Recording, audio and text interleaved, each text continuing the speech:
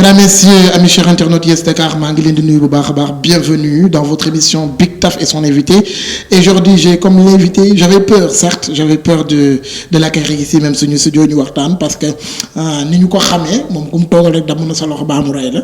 Donc on a essayé de voir après avoir discuté avec beaucoup de personnes pour ñu wax ak moom su ko defee bu ñëwee mu réglé mooy pas Assane da ko nit ñi xamee mais de son vrai nom Assane Thiam mais alias Jules César bu brigade des mœurs Jules César bu F1 Prod Jules César mi ci rey yu métti yeeg damm loxo yi alors tey moom laa dalal dinañ waxtaan lu bëri.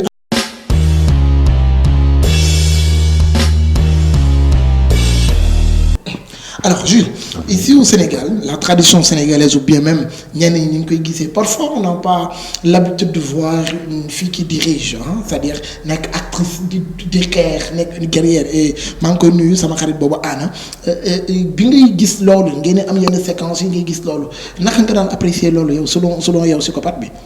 Bon loolu dama koy apprécier parce que déjà dañoo nekk réew moo xam ne léegi jigéen ñi ñu ngi commencé di mënal seen bopp. Donc comme émancipation de la femme bi ñuy wax ñi ngi mënal seen bopp di defal seen bopp. léegi boo ñëwee ba ci série di gis que ni am na jigéen yoo xam ne ñi ngi combattre injustice wala quelque chose comme ça. Là tu te dis tiens kii li muy def nii. mais jigéen ñi war nañ mën a def lii. pourquoi pas ñu def ko. ci kaw ñu jàppale leen. parce que tamit dañ koy wax rek dëgg la tamit dañ koy wax. mais jigéen mënul am yenn kilifteef ci kaw góor. mais bu ko góor jàppalee. bon dina mën a jàppale boppam ak circonstances yi voilà dina mën a demal boppam xam nga am ay yëfu boppam. léegi nag boo ñëwee ba ci série bi di gis yu mel noonu réaction yooyu man daf may neex. parce que je me dis que voilà léegi ñi ngi may doole jigéen ñi xam nga ñi ngi leen di yëkkati. waaye bu ñu fàtte ni que ñun ñooy seen kilifa.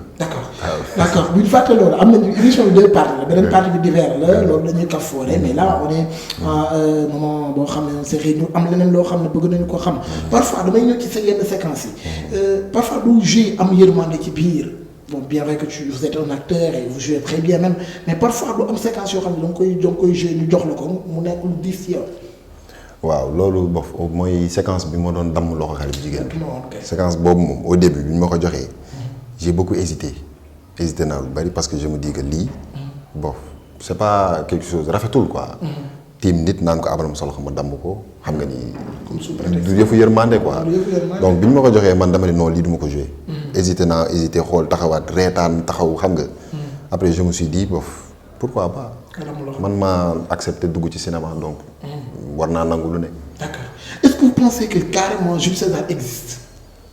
Jules César bon je peux dire Jules César existe à 80% ou bien 75%. Au Sénégal. Et pourquoi? Parce que bëri na fi am na fi ay nit ñu bon. parce que mais Jules César li ñu ko fi psychopathe la. Jules César nga baal ma pédophile la. Jules César nga baal ma maanaam agresseur lépp la. parce que li mu boole ci est-ce que nit sénégalais am na koo xam ne da lay leer ni à 80% ni ko wax 60% mais non. am na fi dañ cee jotagul. nit ñi dañ koo gisagul mais. am na fi rôle bi nga ko joué amul ñoo la ci apprécier di la woon ñoo xam ne peut-être entre guillemets dañuy gis seen bopp ci yow. waaw du ñàkkul. ñu mel ni yow. ñàkkul am na ñoo xam ne li may joué dañ ma naan ñoom. noonu lañ mel. loolu dañ koy dund bon ci une partie quoi ci loolu. dañ koy dund. donc boo seetee ba seet yu bëri foofu fii bëri na ay violeurs bëri na ay psychopathes. bëri na fi parce que am na ñoo xam ne dañ koy nëbb. d'accord parce que bëgg nañ suturaal nit kooku mais loolu am na fi. mais ñooñu bu ñu la contacter yow lan mooy nekk sa réponse à leur niveau. bon bu ñu ma contacter ci yu mel noonu je me dis que. genre témoignage lay doon. parce que ngay def dara nit di la seetaan di gis boppam. bu lay seetaan di ci gis boppam. donc kooku bu ñëwee en retour naan la lii de man de wax dëgg yàlla ni nga mel nii. am na noo xam ne noonu laa mel. d'accord nit ku lay wax loolu. ça veut dire que yow yaa ngi interpréter nit ki ci boppam. mais amoo est-ce que jàppoo ne am nga droit moment bii nii. nekk une obligation. nga jege ko conseiller ko jàppale ko ba loolu denc moom. bon waaw conseil bi moom mooy yoon. conseil bi mooy yoon parce que c'est-à-dire su ma demee ba am. waaw doo koy laaj ay clé pour booy. non clé kay du ma ko laaj mais genre yooyu di nga leen conseiller xam nga waxtaan ak ñoom wax leen que ni lii nekkul quelque chose boo xam ne lu baax la. parce que ay viol ak genre psychopathe yooyu c'est pas bien daal. d'accord rafetul ci nit mu koy def. rafetul ci nit mu koy def waaw rafetul ci nit mu koy def. d'accord yow ak Adji seen relation bi ci biir noo ko gisee. man ak Adji ci relation bi ci Adji wala. non Adji laa wax ko ma rek ay kon baax na. wala ko rek tamit. déet dama yaakaaroon ne da ngay agsi foofu. foofu laay wax foofu noonu non foofu agsi boobu même bu xam nga bu fekkee am na itam accès bu kon baax na. yéen quoi voilà parfois ñu gis yenn séquences yi mu metti yi xale bu jigéen bu toll ni âge bu mu am. yow mi nga xam ne suñ ko lees ngeen di am yenn relation yi vous pensez que loolu itam nekkul benn message bu négatif et vous m'excusez boo leen di véhiculer. bon je peux dire que d'une part. message la. boo xam ne ça peut être positif comme ça peut être négatif. donc positif dans la mesure où par exemple mën na jàngal ñu bari. parce que ngay gis ñuy def yenn yi nit ki yow tu te dis jigéen en personne da nga naan comme kii ñu ngi koy def lu métti lii mu dund. man dinaa def tout sama àdduna ba lii nit ki di dund nii. du ma ko dund. du ma may benn góor mu ma koy dundal. côté négatif bi. bof am na ñoo xam ne ñi ngi koy dund. ils peuvent se dire que pourquoi pas man ma dem xool nit koo xam ne dafa soxor xam nga am na jigéen ñu bëgg ay sadomaso góor yu soxor donc am na ñoo xam ne dañ naan pourquoi pas ma dem tenter xool nit ku sadomaso ma jéem a dund ak moom xool est-ce que ça va donner donc d'une part y a les deux côtés quoi je peux dire. alors ñëw ci côté divers parfois boo nekkee li nga wax ni am na ñoo xam ne ñu bëgg góor bu soxor et vous m'excusez yenn diriyanke yi wala yenn xale yu jigéen juste ça on parle sérieusement en tant que góor quoi amul yenn prétendante yu métti yi lu jëm ci mère yi ak xale yu jigéen yi moment bi est-ce que parce que bu fekkee pas assemblée woon mënoon na nekk quoi mais moment bi est-ce que gënu métti ci yow. moment bii nii c'est-à-dire am ay mère ay prétendante mère ay mère kay. bon non honnêtement amaguma ko. mais ci xel sa morom yi. amaguma ko samay morom amee du ñàkk tamit. loolu moom du ñàkk yenn saa yi gis ay. waaw damay daw bu baax. damay daw daw ba dugg baat vocal daw ba dee. d'accord du dox ci gerte bi wala nekk ci koñ wala nga nekk ci bërëbu liggéeyukaay nit gis rek tiit. bon waaw loolu mës na ma dal fi may liggéeyee. dafa am benn chef de service bu fa nekk boo xam ne dafa yor ñaari doom yoo xam ne ay xale lañ quoi benn jour dafa leen ne bon xam naa sûrement waxu leen que ni Jules César fii lay liggéeyee donc par surprise ma ñëw ci resto bi ñuy añee foofu ma ñëw dugg fekk doom yaa ngi foofu toog ba ma duggee rek mu ne doomam yi Jules César a ngi nii am kenn ku ñëw laxasuma keneen ki taxaw di ma xool mel ni ku tiit di patiner yaay ji na ko Jules César a ngi nii doo dem nga wax ak moom mu lànk ba ma koy jege mu yuuxu di xataraayu ne bu ma laal. billaahi wallaahi. sama yaram daw lan foofu laa bëgg a xamee quoi loolu bi mu amee xale bi daw la est-ce que amul benn moment boo ne da ngay regretter li nga doon li ngay joué. bon d'une part regret bi du ñàkk. regret bi du ñàkk parce que xam nga nekk doomu aadama nit di la ragal. loolu du lu rafet daal. du lu rafet parce que nit bu la ragalee rek ça veut dire que yow nekkoo ku baax. am na lu bon looy def donc su ma demee bay gis loolu noonu di ma dal xale bi di ma séen di tiit. daf may jaaxal daal te loolu du xale boobu am na yeneen xale tamit sama koñ nag am na fi benn xale boo xam ne su may romb nii day daw dugg ci biir rek ñemewuma musumaa ñeme su jooyee su naree xataraay ñu ne ko Jules César mu dem toog ba ci damay dégg yenn saa yi ñu naan la am na ku ma mosoon wax ne ma daf ma séen dafa taxaw ci arrêt bi séen ma may ñëw mu daw làqatu ci ginnaaw kii bi xaw ma peut-être day caaxaan xaw ma daal mais xam nga waaw lu mën a nekk la donc yooyu rek ça veut dire que nekkee ma fa lu baax. alors sa première participation ci série mais sa première réussite on peut le dire est-ce que moment bi nag nekkul am na yenn série yi nga xam ne ñu ngi lay contacter. bon actuellement non. gisaguma ko. mais yaa ngi suivre série yi daw fii. waaw maa ngi suivre série maa ngi suivre Golden. maa ngi suivre Idole bi ñëw temps yi tamit. qu'on apprécie bien ñii lañ def acteur Idole ak acteur Mœurs nii lañ def. jubóowuñu de yii mosuñ jubóo. mais gars yi ñoom ñeme nañ la ñoom waa Idole yi wala. yii man kay nee nañ ma yow bu fi sax jege.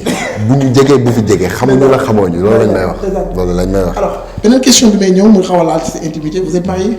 non je ne suis pas marié. looy xaar. mais teel na ci kanam tuuti.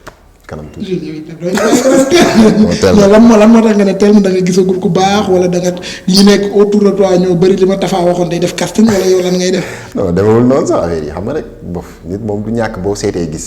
mais am na ko fi nekk. waaw boo seetee gis waaw bof waaw. am na ko fi nekk.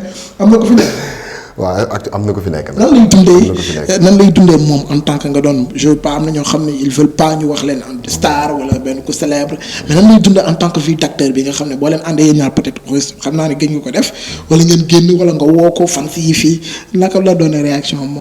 bon yooyu charge lay xaw a doon ci moom. du yomb quoi parce que xam nga tamit déjà rek sama xarit yi may àndal parfois ma ànd ak ñoom. ñu dox ba ci mbedd mi ay nit taxawloo ma juste pour taxaw échange waxtaan xam nga photo wu genre yooyu loolu rek da leen di gêner quoi parce que xam nga dañ daan yàgg man dama daan ànd ak ñoom ànd dem fu ne la ñu dem mais ngay ànd ak sa xarit te mënoo am benn c'est-à-dire mënoo am moment ak moom 100% dafa xaw a soof daal donc dama koy xool ni ma koy xoolee sama xarit yi noonu laa koy xoolee ci moom parce que tamit loolu yombul déjà ak voilà xam nga réseaux sociaux yi tamit lu ne ngay gis donc yombul nga accepter ngay accepter loolu daal yombul. alors dinañ ñëwaat ci côté boobu xam naa ni itam du ñàkk booy marié di nga ñu ko wax parce que yàggatul wala loolu des na ay kii. non des na. ah du léegi. yaay des na lu bari waaw. des na lu bari alors Jules soo yeewoo lan nga njëkk a def. su ma yeewoo soo yeewoo de moom xanaa julli boo julli ba ngay. d'accord boo jugee ma wax ma nga dem julli yeewu nii rek pour loo njëkk a def lan mooy nekk sa occupation. yeewu su ma yeewee koy damay jug dem sangu di rek. da ngay julli wala sa téléphone. sama téléphone dinaa ko laal. kan ngeen di ko waxtaan boo taalee sa téléphone. su ma taalee sama téléphone bon moom xanaa. moom laaj ko ba xam yeewu message am waaw dama koy xool ndax yeewu na ndax mu ngi ci jàmm ak affaire yooyu. d'accord mu soog a nekk ci la. dama jox turam. non déet. Jules dama tur rek. mukk laay. wala ñoo bëri. mukk non bëriwuñu. dama koy jéem a dugal alors vous écoutez de la musique. musique waaye. ban genre musique ngay déglu. bon tout ah. tout mais Youssou Ndour laay gën a déglu. ban son Youssou Ndour moo la gën a marqué. Youssou Ndour ma gën a marqué Birima. am na Birima am na Démb. am na Confession. bëri na daal Youssou Ndour yi boo wax du jeex. dafa bëri Démb Birima Confession bëri na trop bëri na. d'accord alors parmi ces trois. benn nga ñuy interpréter ça fait partie de l'émission. benn nga ci way. Démb Birima wala Confession non wala yow da nga koy def.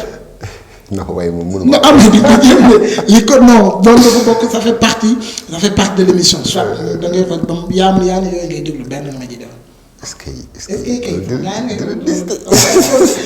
il faut une fois gars yi gis ni sax ki ñu naan si ko parle rek alors day nga kaf day ree wala. waaw mais moom dinaa bëri naa kaf loolu sax. waaw léegi kafal ci Birima bi wala ci Démb. mais way bi moom xam naa day distance. way dañ koy gérer. waaye moom daa metti ci moom mun ma way sama baat neexul. non d'accord noo ko defee baax na ñun bëgg nañ. daal loolu baaxul. tey jii sama way fii ñii di ma kaayoo ci mbedd mi di ma capture. mais bëgg naa. yii naan wayu Jules César yi la te loolu garaawul ça fait partie de l'émission et puis ça fait plaisir à tes fans aussi. est-ce que Birima. Birima de moom. wala beneen rek Birima Démb wala Confession wala bu la nekk. bon mën naa ko interpréter mais way ko moom day xaw a métti ci man interprétation bi parce que comme Birima li ma ci mën a xam. daanaka fii non bàyyi ma jéem a interpréter parce que am na fu Youssou Ndour di waxee naan. Birima fu mu yendu. ku fa yendu fanaanee naan. loolu la wax. waaw c'est-à-dire ni mu ko waxee. nan la ko waxee dégg-dégg. nan la ko waxee. fu mu yendu ko fay biir maa ngi jaxasoo sax. alors vous faites autre chose à part cinéma bi. à part cinéma waaw damay def voix off. je suis comédien voix off waaw. d'accord damay def voix off. ban job ngay job à part cinéma bi aussi. maa ngi ci service client digital. d'accord digital laa nekk. donc du cinéma kese moom nga jël def ko sa métier. cinéma rek non. d'accord bu doon choisir ci ñaar yooyu booy choisir ak booy bàyyi. bu ma yàlla yóbbu rek. non mais di nga am loo xam ne passion la ban nga ci gën a bëgg. bon cinéma moom passion la ci man. te su ma sañoon moom. su ma sañoon ma am ci li ma bëgg ci cinéma. su ma ko ci gisoon. damay bàyyi lépp dugg dem ci cinéma. yaa def sport. waaw je suis sportif. ban sport ngay pratiquer. football. ban poste ngay football. ak central. ay may déglu xam nañ ma. gars yi xam nañ d'accord Jules César moo doonoon suñu invité mesdames messieurs chers internautes de Yes Dakar ça fait vraiment plaisir.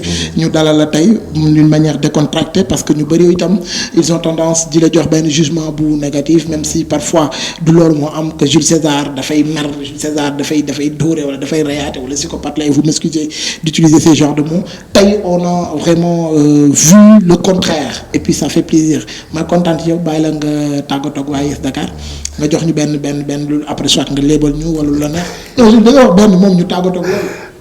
waaw baax na. bon wax dëgg yàlla maa la gën a kontaan parce que déjà rek xam nga def interview ak yow. c'est quelque chose. donc ma ci sant yàlla bu baax. di sant tamit ñi nga xam ni ñu ngi ñuy seetaan xam nga spectateurs yeeg yooyu. ak fans yeeg ñi nga xam ni bëgg nañ ma di ma bëggee. xam nga tamit dafa neex ci xol. absolument ngay dajeek ay nit yu mbedd ñu lay bëggee naan Jules xam nga. dafa neex ci xol daal. donc dama ciy sant yàlla bu baax a baax sant ci sama waa kër. sant ci sama papa ak sama yaay bu baax a baax.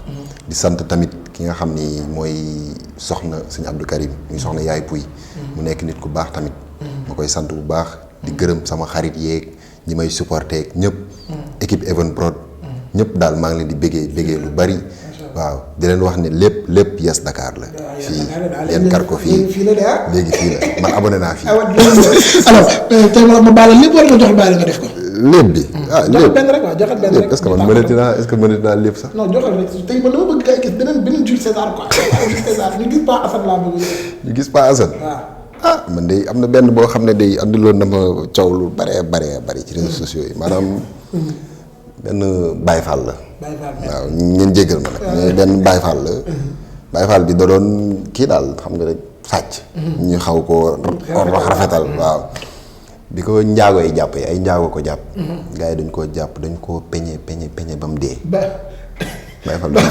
peñe ba mu dee après mu jeex jaajëf jëf ñu itam après mu jeex te dinaa rendez-vous très prochainement keneen lay doon Jules César pas Assane wala Assane Thiam moom la ñu dalaloon c'est toujours Yes Dakar n'oubliez pas mën ngeen a abonné waaye itam ba seen touche cloche boobu lépp luy notification ngeen am ko ci Big Taf son invité aujourd'hui j'avais comme invité Jules César mais Jules tey jàmm rek de la paix tey amul dara amul dara na ratul ma la demoon dama ñëw layatal sax waaw non dama ñëw ci suuf waaw si parce que da nga teel a jël bu njëkk. N'oubliez pas de vous abonner à notre chaîne YouTube Yes Dakar, la première web TV du Sénégal.